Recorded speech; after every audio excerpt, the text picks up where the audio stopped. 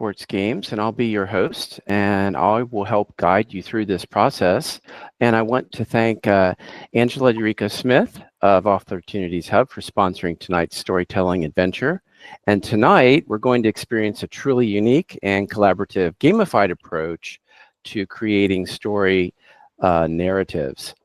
To get started, on the link where you submitted your RSVP, and I also put it in the chat, is a PDF file called Story Starter, Double Dutch Death, and it's by Natalie Demore.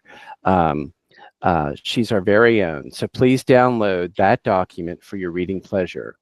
It contains the story, synopsis, a brief background on the characters, gives you some descriptions about the settings to get the story started, and some guidelines on how to play. And then we'll also need to find 2 to 4 brave volunteers tonight who can dive into the thrilling, off-the-cuff kind of story creating adventure that we're going to do tonight, using a downloaded story, the downloaded story starter that you see right there, but also a sheet called the card sheet.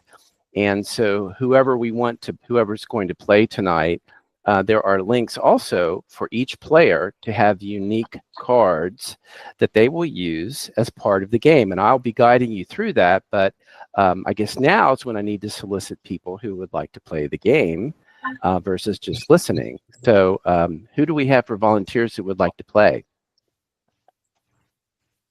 Who wants to play? Hey, I'll play. Very good. Okay, so Mark, who else? Angela? Yeah, of course I'll play. All right, Angela, I'm going to make you player 1 since you've played once before. And I'll put in the chat for player 1, just to make it easier so you don't have to, finagle around very much. Player 1, a card sheet. Yes. And this is the PDF for that in the chat. And Mark, I'll make you player 2. Okay. Hey, Nikki and Sarah, and yay, Sarah can hear us now. Are you guys joining in? Hi. Welcome, Sarah. I'm glad you can finally hear us. Hi. Yeah. I'm sorry. I'm so confused. No problem. Sarah, would you like to play as well? Oh yeah. I don't know what I'm doing, but I'll try. All right. You're going to be player. Know. You're going to be player number 3 then. Sarah is going to be player 3.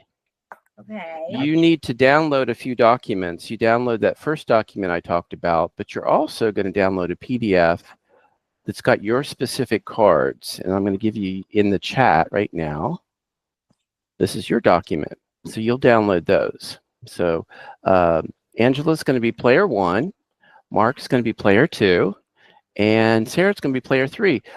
Nikki, did you want to be player 4? Sure. Awesome. Awesome. Great. We've got a full house here then.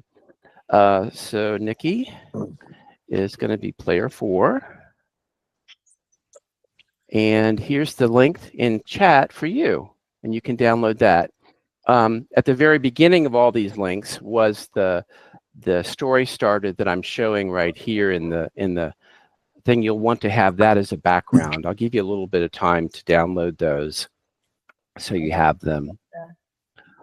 Story. So each of you will use those sheets, and I'll show you how I'll walk you through how you're going to use those instead of having to spill out cards and go online to play the game interactively. You're going to use those cards, and I'll show you how that works in just a second. Can you show me that link to the story starter? I'm just showing, I'm so sorry, player 1, player 2, player 3. And yeah, I can do that. Sure. Yeah, I'll repost that again. Absolutely. So that would be in the chat. Hold on, I was really good at that a second ago. There we go. So this is I left the call, so it may not. Yeah, no problem. Story starter, and there it is. Oh, great. Okay, got it. Oh, there you go. Right. So you can like keep that open in your browser, or you can download it and open it, whatever way you want to do. So each of you should have the story starter that I'm showing here on the slide. Okay. And you will have a player card sheet that's going to have 3 of these red character cards, 3 yellow activity cards, and 2 green setting cards. And those are all unique to you, but each of you have the same common plot structure card. And I'll cover that in just a second. All right. And if just mention it, you can play this in teams. You know, like 2 of you could be together and play player 1, but we're not going to do that tonight. All right, so now I get to introduce the story starter. If you have that, please take a look at that and start to look through that. It's from our very own talented Natalie Demore. Natalie, if you had read the RSVP, Natalie wrote an awesome prologue for that, and she has a book out called Late Night Bites. So I encourage you to take a look at that. It's on Amazon and Noble Books, so take a look at that. And tonight's episode is a mystery with a premise about being in this rural small town, and the librarian's daughter goes missing.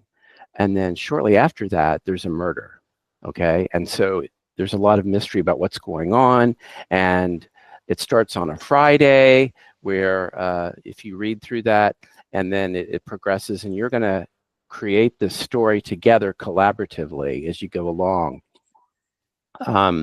So besides Tina, who's the librarian, and her daughter Abby, there are 6 other characters for you to choose from to develop. And I'm going to ask you to kind of look through these characters, and amongst yourselves, you're basically going to pick one of these characters to kind of be your main point of view when you talk. It doesn't mean you can't talk about other characters. It just means that that's probably the person that you're going to pick to interact with the other characters the most. So there's a brief bio on each of the characters with a backstory to kind of get you kick-started. And then there's also a brief description of the town settings. So you can kind of help to guide you a little bit about your narrative and add some depth to it. You know, so next we'll learn how you're going to use the cards that are on your card sheet for creating a narrative. Okay? Okay. All right, so here's an example. Let's say that you picked Fred Fireman to develop. You really kind of he was the person that you kind of thought you wanted to do. And your first scene might go something like this. Fred would rather stay in bed today than stop by the firehouse. It's really a Saturday, and it's my day off. So I'd rather stay in bed. And I've been, as he stares at the ceiling, he hears the screams of a young girl that he couldn't save in a house fire last week. I've got to get out of here. Fred slides into his worn-out jeans, and he throws on his favorite flannel shirt as he heads to the hotel bar. In a few minutes, he finds himself with a draft beer watching a baseball game. The glistening mugs shine in the sun while they're being cleaned by the bartender. Those mugs are my cathedral stained glass windows, he thinks, and smirks as he takes another drink of his beer to forget the haunted memories from the fire that happened that week. So that's my example scene. As you can see, the story cards really didn't dictate what I said. They just kind of offered me some mentoring advice, and they gave me a structure, right, for how I could evolve the story, involve the characters, get a plot and the setting, and they helped me to, you know, practice and refine the scene creation skill. So each player is going to, on their turn, you're going to pick from that card one character, one activity, and one setting card to create your scene. And then when your scene is complete, the next player will do the same thing similarly. And perhaps that person will then share that scene, will share something about Fred. Maybe Misha will walk into the bar and sit down next to Fred and start talking to him. Maybe you'll pick up some other way to share the plot with the story. So each one of you, I want to emphasize that each one of you is a co-author of this story, and you can take it in any direction that you feel you want to during your turn. I ask that you try to build on the story of the person before you and try to follow the advice. It's a little bit of a challenge to you to think out of the box as you practice your scene creation skills. And so some just general guidance here is, so this is, basically on each turn, you are going to pick one of each type of those cards, the red, yellow, and green card. Yellow and green card. Scenes. And so let me kind of show you how that would be done. So as Nikki was showing you in the card game version, you'd have cards in your hand, but here you each have 8 cards on a piece of paper. And there's these 3 character cards, 3 activity, and 2 that you're going to use. And scenes, you're going to take turns going round robin. And now that you've downloaded the PDF, what you'll do is you'll choose one, like here I chose this particular one, then you'll choose another activity card, and then a setting card to tell your story. But regardless of and you'll try to use the information on these 3 cards to help create your story, your scene. But regardless of the topics, that's what they are. They're just advice. You always have the ability, they're there to spark your imagination. You can always use those to add different characters or plot twists. At all times, feel free to add your own details, add secondary characters, and apply your own creative genius to this. So the other thing is you all have a common plot structure card. Now, because we're not going to be playing this for a long time, only for, it looks like about 20 more minutes, we'll only be able to get through the first 2 plot structure stages. So I've kind of highlighted that. You'll probably introduce the crime, you'll introduce some of the characters, but the idea is if you played this for a full hour, you'd be able to go through all 5 stages of a whodunit mystery here. In this particular example. So any questions on how you would use the card sheet as a player to select your 3 cards per turn? All right. We just select them at like when it's our turn, we can just select them. Yeah, exactly. And I'll show you that you're great. On. You're perfect. That's perfect introduction to the next thing. So let me show you how that would work from a mechanics perspective. Now this is 3 players, but let's imagine we had 4 here. The first player on the left would pick 3 cards, and then they would tell their scene. Just like you heard me. Mary was, doing whatever. She went to the bar, blah blah blah, and then they would tell their story. Then the next player would go and in this example number 2, he would then pick 3 cards and tell his story, hopefully building a little bit on what Mary said, but maybe introducing his character from his point of view his character's point of view into the scene. And then the third character could maybe talk about maybe a little bit about Mary's character, but their own character at the same time, helping to collaborate and build a story together about this whodunit mystery. Okay. And just as a courtesy, so we can get through this, I have a little timer, which should give you plenty of about 3.5 minutes per scene for you to pick your cards and to tell your story. And that way, everybody has an equal amount of time to be able to tell their story. Does that make sense? Mm-hmm. All right. So does everybody have your story starter? Have you been able to kind of read through it? And you have your card sheet? Yeah. Great. All right. So I'm going to give you about 2 minutes to pick your murder victim. If you can't pick one, it's going to be Tammy by default. All right.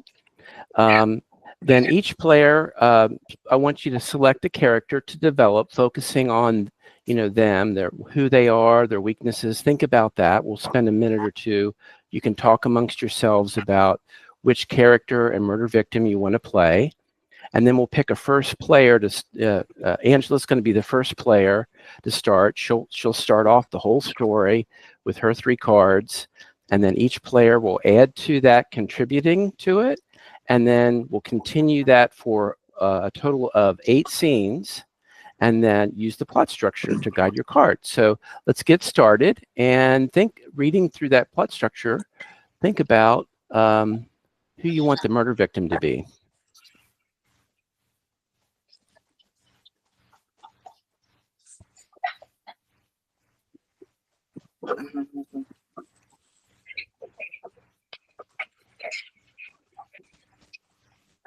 Or do you want to just pick Tammy as the default murder victim? Well, I'm always up for murdering Benito. Ah, okay. Benito, okay. Okay, all right. Okay. Let's do it. Nobody minds. Benito's going to get the axe, all right. Yeah. You know, All it's right, my now think about which character you would like to develop. And then once you feel like you have somebody in mind, share that. Are we all picking the same character? You can pick different ones. I kind of encourage you to pick at least 3 characters. You can pick 2 people can pick the same character, but it's kind of more interesting if you have more than one character, I think, in a story, right? I think I'm going to pick Tammy to develop. Okay, so we got a Tammy. Who would like to pick some? Player number 2 is, I can't remember. Was it Mark? Yes, it was me. I would pick Dr. Don. Okay, so you're going to be Dr. Dawn. Player 3 is Sarah. Who would you like to pick?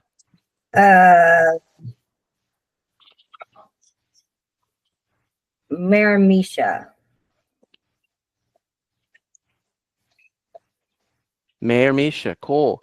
And Nikki, who are you going to pick? Benito. Benito. Oh, he's going to be murdered. Okay, cool. Then that's cool. Yeah. All right. All right. So now, so this is going to start on a Friday, and we're going to start with the first person, player 1. There's no judges here today, but if there were judges, I'm going to play this for them. They're going to have access to a Google Sheet. Each round, they're going to have the name of the person. They're going to be able to see which cards are there. They're going to award 0 to 3 points for 3 different things: how well you use your cards' topics, how well you collaborate when you tell your story, and then how creative and engaging is your story as you tell it. And then they're going to provide feedback and rank first and second place participants at the end. But we're not doing judging tonight. This is just for fun. So starting with player number 1, which is Angela, which of the 3 cards would you like to pick? Can you tell me those first? I'm going to pick for my pink card, Actions Speak Loudly. Okay, cool. For my, that's my character card. My setting card, I'm going to do Textures and Surfaces, any setting. Okay, okay. And then for my activity card, I'm going to select Identity and Belonging. My yellow card. All right. All right, so I'm going to give you 3 minutes and 30 seconds, and you can begin. Okay. And you said it started on Friday after school? Yeah, sometimes Friday, anytime Friday. Okay. And Benito's the one that died? Yes. Okay. And Tina's Wait, still is he with already us. dead? I didn't realize Yes. that. Yeah, he's the murder victim that shows up. Well. Okay, so I just started your timer. More interesting. Okay. Oh, and so Tina's actually missing, right? Yeah, you Okay. can talk about her all you want, though. I mean, she can be Okay. talked about. All right, we're going to talk about her because we thought she was still there.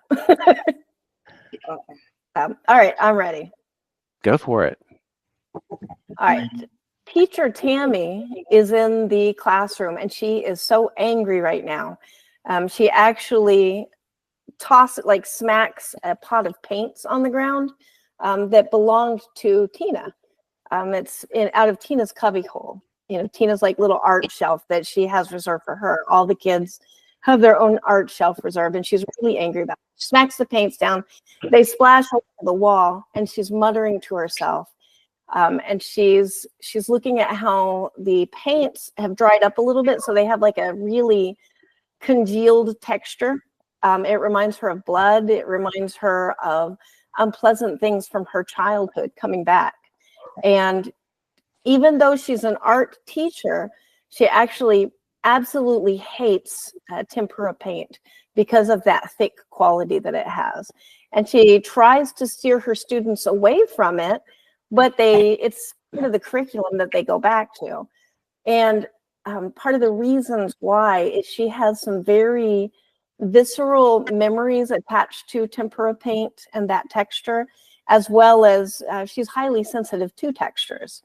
And that kind of sticky thickness that tempera paint has is one that actually sets her nerves on edge. Like some people can't stand the nails on a chalkboard. For her, it is that thick, gelatinous feel of tempera paint.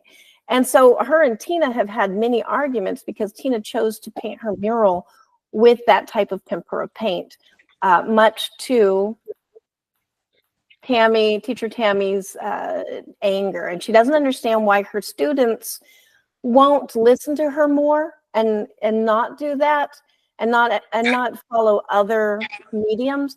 And yet at the same time, she also wishes she could just be accepted for somebody who just can't stand to work with this texture. And she feels like she's a failure as an art teacher over something so simple as tempera paint. All right. Period. Awesome. Yay. Clapping hands here. That's awesome. All right. Very good. Let's go on to player 2, which is Mark. Now, which three cards are you going to pick, Mark? Okay. Let's see. I'm going to say the flaws.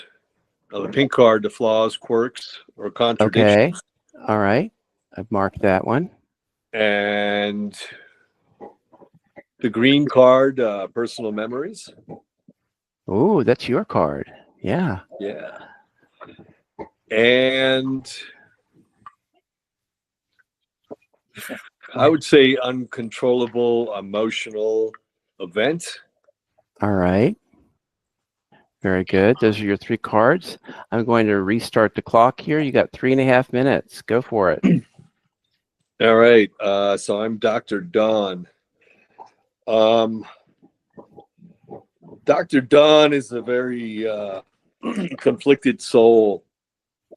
She has some severe daddy issues, male issues, and she suffers with an identity crisis. And this stems from getting bullied at the bus stop back when she was in middle school. Let me draw a picture of the bus stop. The bus stop was underneath a highway bridge with a lot of traffic, and on rainy days, the water would just trickle down, and there was a whole bunch of pigeons that would, live underneath the bridge, and it kind of smelled really foul. It smelled like car exhaust and pigeon shit, and it was kind of gross and uncomfortable, and there was a lot of bullying going on. So it was particularly with the guys. She was one of the only girls there at the bus stop, so that's where her issues started with men. And then I would say so I'm going by the uncontrollable emotional event, right? Be a little descriptive of that.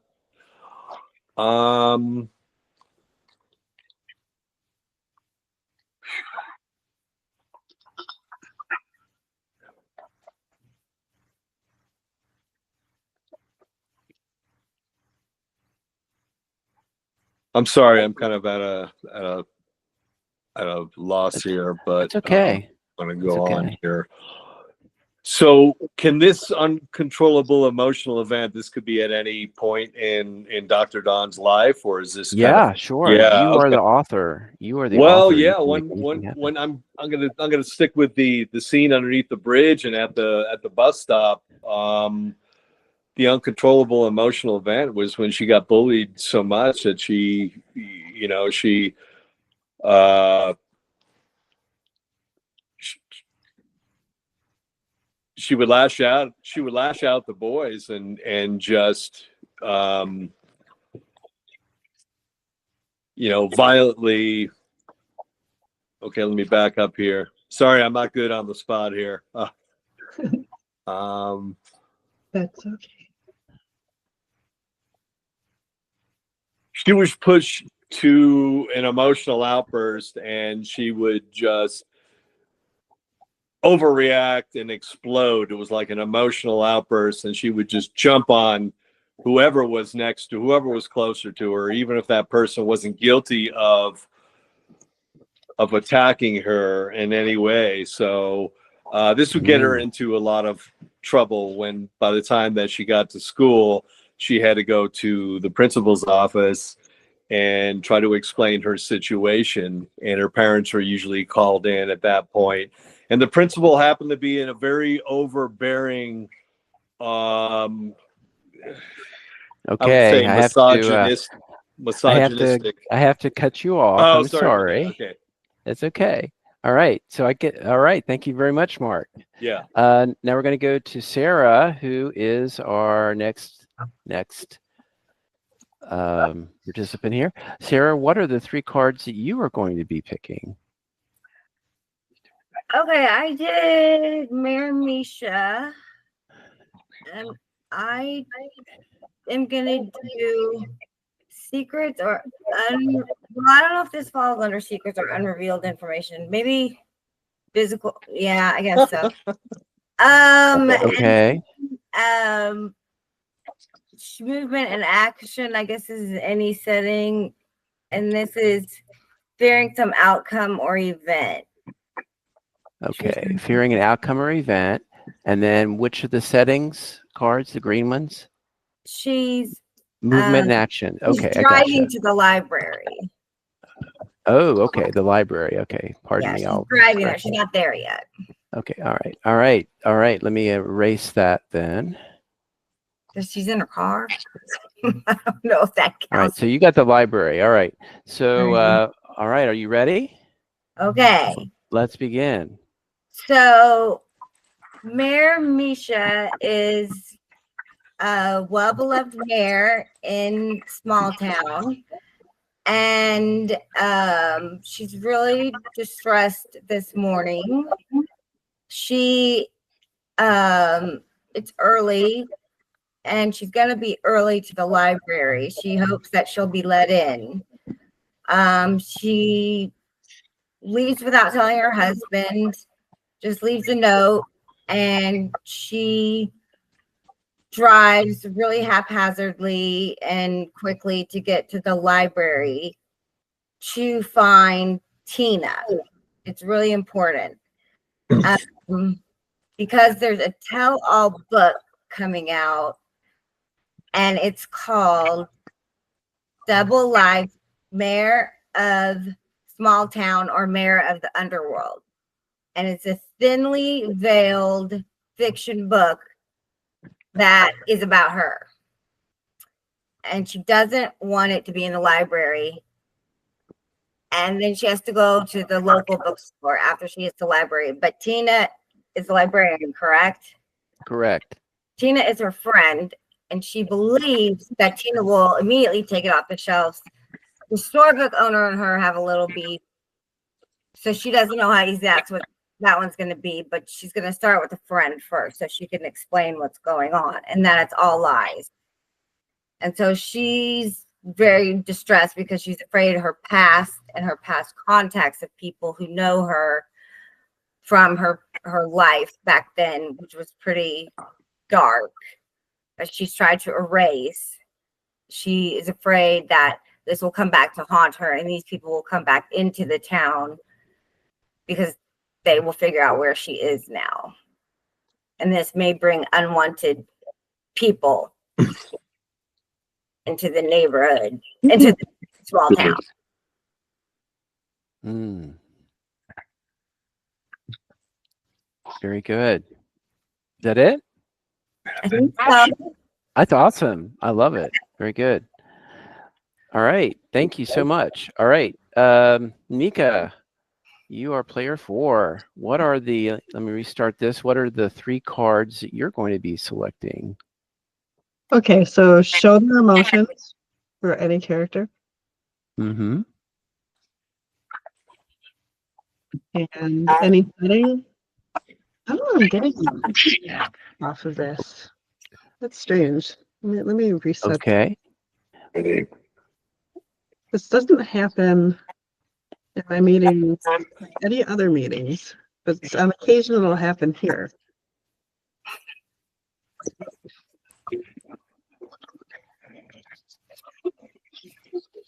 Sorry.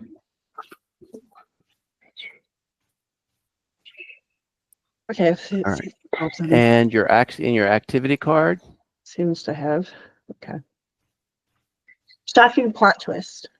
Shocking plot twist. Okay. All right, I'm going to It was the reset your camera the time. entire time. Okay, I'm going to reset your time, and you now have 3.5 minutes. Go for it. It's dark wherever Benito is. You can't seem to make out anything. Can't barely feel himself. Is that right? Why can't he see? He smells something really strong. It's pungent, almost like liquor, but not the kind he usually likes to drink. Mm. And wait, he can feel a little something. You can feel it in his fingertips. It's kind of leathery, pleathery. That's odd. Okay, think. He's panicking now. His heart rate increasing. Okay, he's still able to breathe, but just barely. What does he remember? What could this be?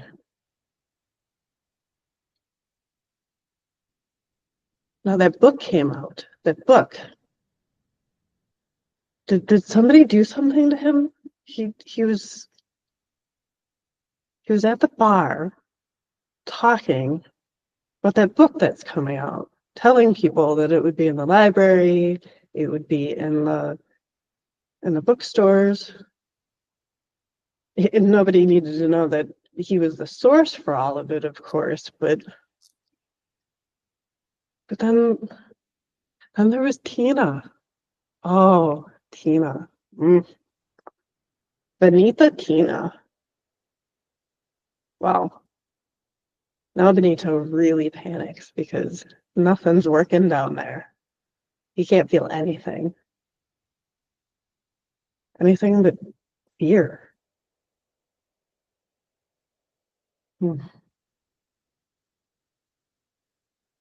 Did she didn't put something in his drink, did she? Tina wouldn't do that. Oh, there's a sound now. A clunk, thunk. His fingertips can feel something moving. Light now, a little bit, blurry shapes, but he can't move his face or eyes to see anything. And a voice. Is that Dr. Dawn? Wow.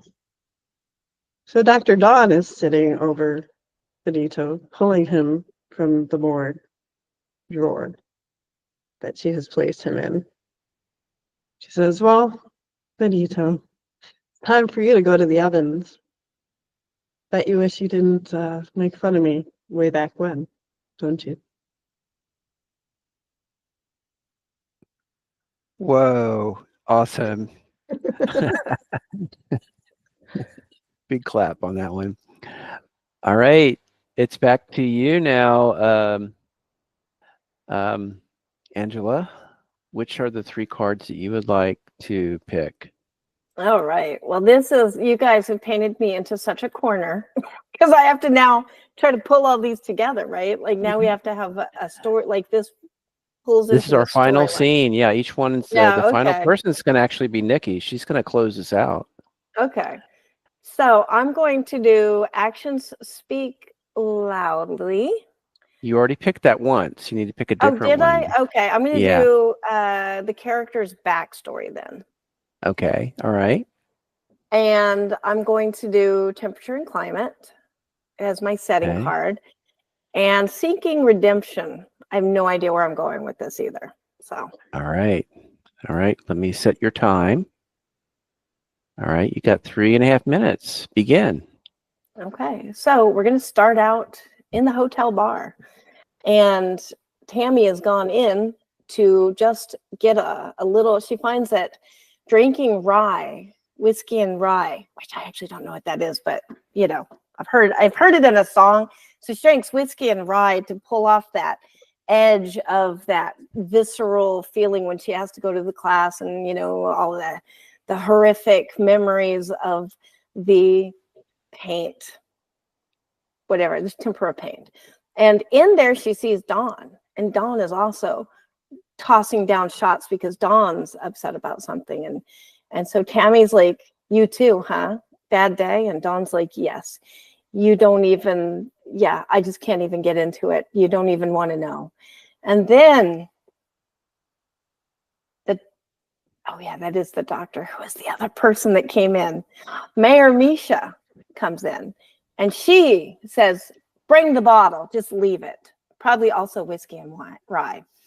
And so the other two, Tammy and Dawn, are like, "You know what? Looks like we're all having a bad day. Who wants to get the first round?"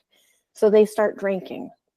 And as they're drinking, their secrets start kind of coming out because they realize there's a kinship between them. They each have something that is kind of haunting them, something that's disturbing them. And they might have a few things they don't want to share with anybody else in the town. So as they're drinking, and as drinking things happen, gets a little bit wilder and wilder, somebody brings up that hottie Bonito. And like, he likes to frequent this bar, but, you know, I haven't seen him. Like, usually he's a good booty call. And so with that, Mayor Dr. Dawn slams down the bottle and she says, "I don't even want to talk about Benito. He's an asshat, and I hate him. I hate him forever." And then and they're all pretty shocked by this. And then the doctor says, "I actually feel very bad. I've done a horrible, horrible thing." And she starts crying. She's a little bit drunk now. And I'm going to leave it there.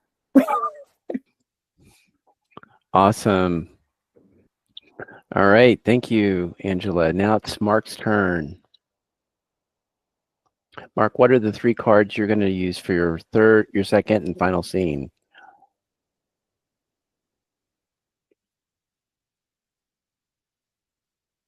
You're muted, my friend.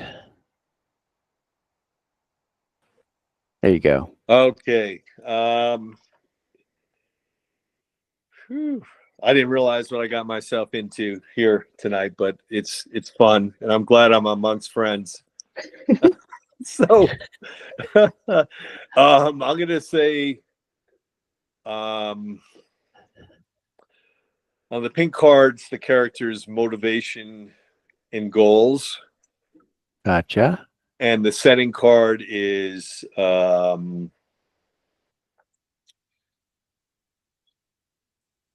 setting card is in the bar. Okay. All right. And The activity is a morally ambiguous event. All right. All right. Let me reset your time, and you have 3.5 minutes. Begin.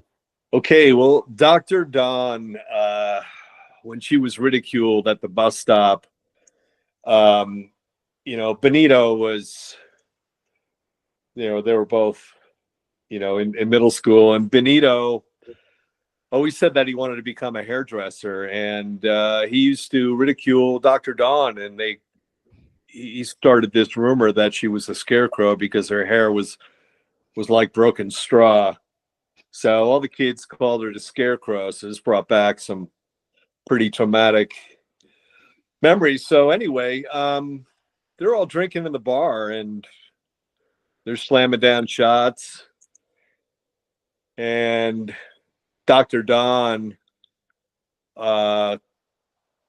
is offering up quite a few drinks to Benito.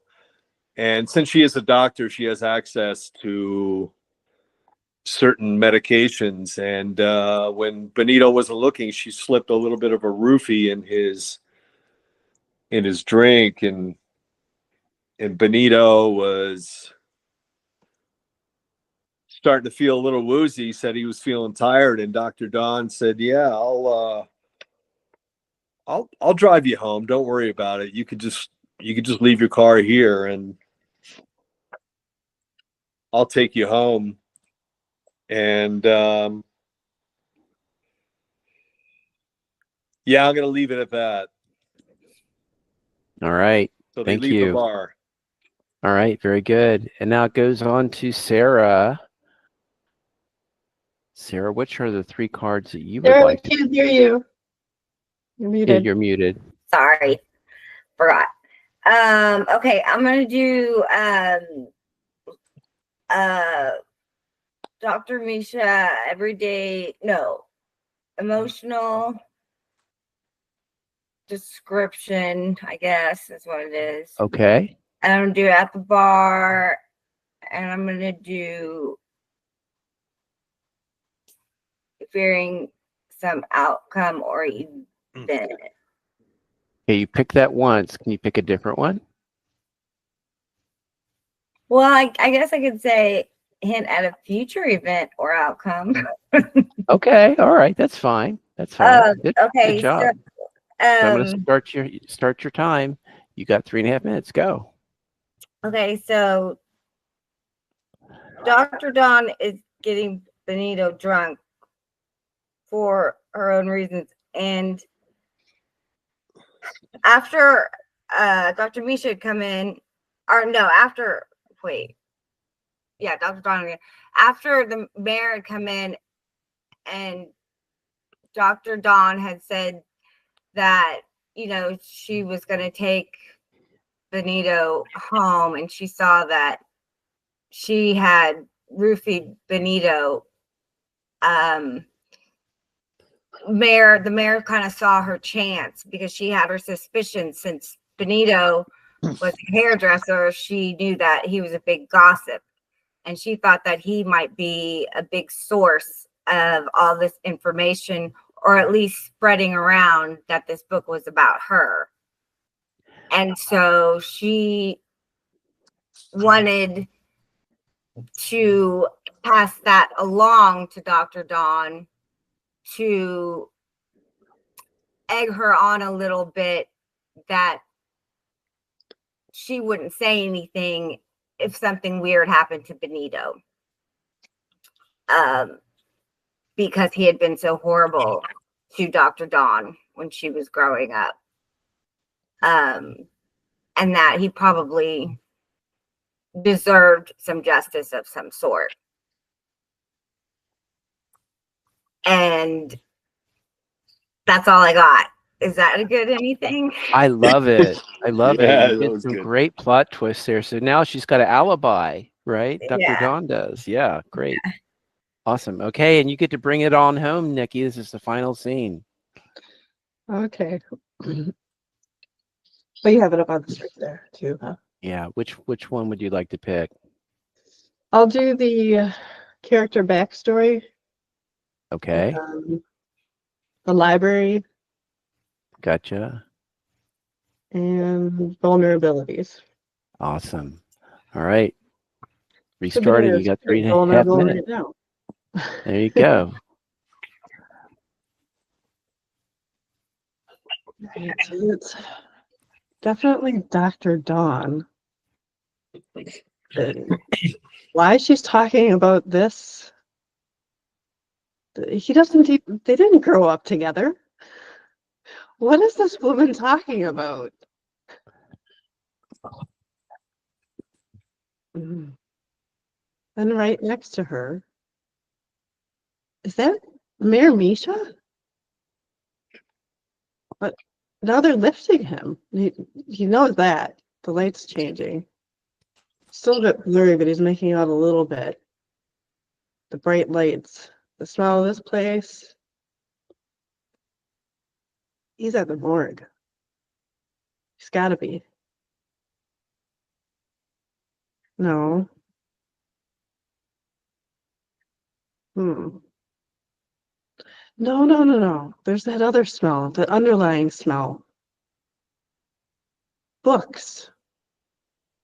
Old books. Decaying books. Yes. His sense of smell is 100% working. Everything else is offline, unfortunately. The things that get poor Benito in trouble. But that smell. No, he's the library. So Mayor Misha and Dr. Dawn are looking over him. And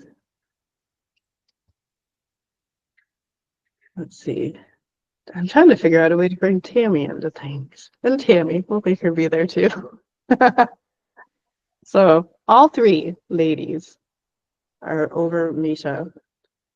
And they lift him up again. Put him down. He feels it in his fingertips, a little bit in his toes, a little bit. That he's been put on another surface. And now that smell of books is all around him. And Mayor Misha says, I know it was you. I know it was you who told. You didn't have to, Benito. I trusted you. You were one of the first people I talked to in this town, and you betrayed me. And she rips out some pages from a book and stuffs it in his mouth. At least that's what he thinks happened. He can see it, but he still can't move very much. And then Tina is standing over him, and Tammy. And Tina lights a match, lights the paper in his mouth on fire. And Benito remembers that there is a book burning area in the basement of this old library. They're barbecuing him. These three women, all for very different reasons. But why Tammy? Tammy hasn't said anything. So as he begins to burn, thankfully he can't really feel much. So small favors there. He can smell himself. And this is something that he always feared would happen to him. He doesn't like fire. He tried to be a fireman to try to overcome it, but fireman Fred wouldn't allow it. He could tell he was too afraid. Wouldn't let him. And so how ironic that this is how he's going out. And he smells bacon fat-esque scents wafting up from his body. And then Tina is screaming. What is he making out? Oh, Tammy has covered her in paint and shoved her on the pyre. She's burning with him as the other three women look on. Or all three women look on. And Tammy just thinks, well, what's one murder added to another? And Tina and Benito have their fiery, passionate time together that he had always been hoping for. Not quite the way he Woo. Wow. Awesome. That's great. Thank you so much, everybody. That was an awesome story. I appreciate so much. Oh, wow. So we've gone over our time because of the technical difficulties. So I understand some of you have an obligation at the next hour. I actually I was in 2 meetings at once, and so I postponed that. They're waiting. Anybody wants to do the poetry open mic, they're waiting. So Okay. So what would you like for me to do? I have about 5 minutes of just information to give. Would you like me to give that for your yeah, rest of your recording?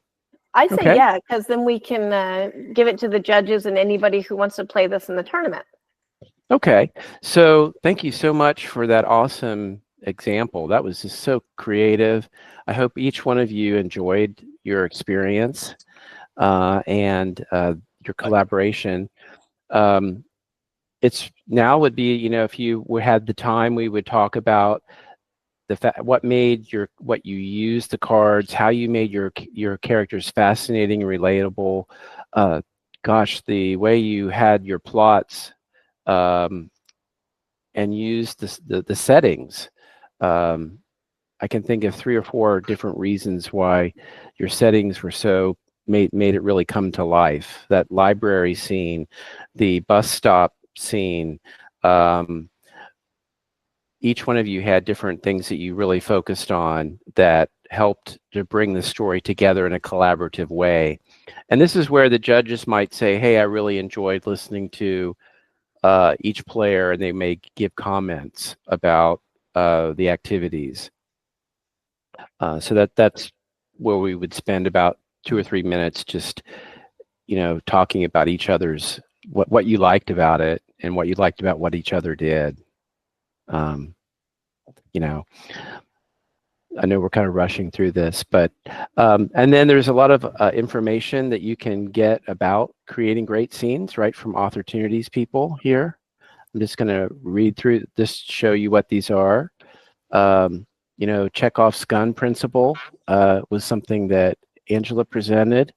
I like the start late, leave early concept, where you begin your scene right in the middle of the action. So it starts off and grabs your attention.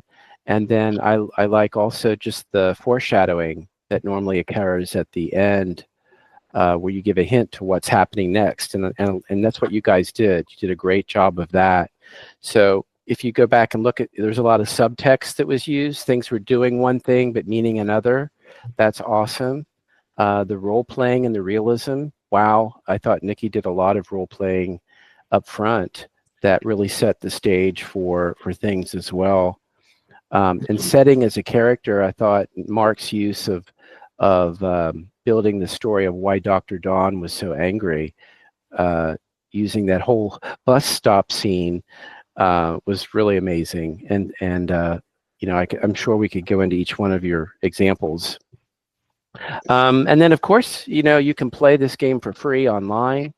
You can get it through the Game Crafter. And we have a tournament that's going to be on December the 15th. And there's going to be a $50 prize for first place.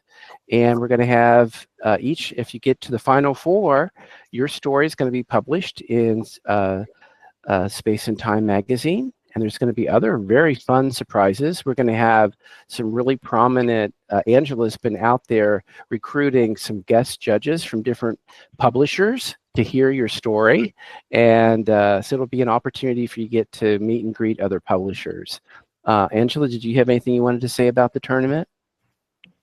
No, just I'm really excited. I feel like for me as a player, this was probably the worst possible situation because I was trying to manage the open mic and I had somebody talking about something that's happening at a party at a house that I had left. So there was like many things going on, and then I'm trying to keep up with the story. So I'm going to say that was an extreme challenge, and yet it was still really, really fun. So I'm going to say, like, if you feel hesitant to try this, you can do it. If I can do it and then all of that chaos in my head, I think you can definitely do it. And these are the most fun, I think, when you're making stories with other people. it's awesome. We just co-authored that, guys. Mark, Nikki, Sarah. Is that it? It was just Mark, Nikki, Sarah, and me. Yeah. Anyway, we co-authored a story. I felt like Benito burning in the basement of the library when I first started. I'm gonna say I did catch when Benito was kind of like getting with Tammy. I was like, oh my God, I pictured her as being like 10. Benito, disgusting. Oh, Benito was like 17. Was she? Yeah. So that was pretty funny. Yeah.